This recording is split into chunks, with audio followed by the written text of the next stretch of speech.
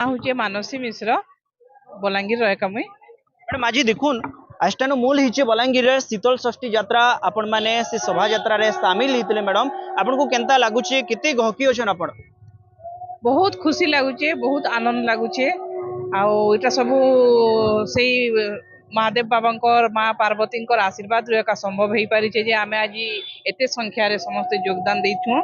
माता पार्वती और महादेव बाबा को आज कन्या पिता और बर पिता घर की अणा बहुत बड़ प्रोसेसन करा अणाला। एबीएसएस रोड मंदिर नरसिंह मंदिर रु आमे तो पार्वती माने घर आसीचु कन्या ये हिसाब आमे आसीचु तेलीगोट पड़ा आउ शिवंकरटा होचे मालपड़ा। हाँ आमे पार्वती माँ को आनलु तेलीगोट पड़ा के तापर बाहा कर पार्वती माँ को फेर देमु विदा करमु आउ देखुन जेते बेले विशाल शोभा यात्रा रे आपण माने पालंकी रे बोही करी देवाधिदेव बाबा महादेव और माता पार्वती को आनीथिले आपन को केनता लागुतला खुशी लागला माने वर्णना नहीं करी हुए ई खुशी तो किसी वर्णना नहीं न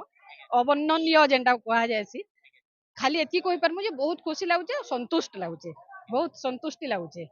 समस्त समागम देखि भी बहुत खुशी लागुचे।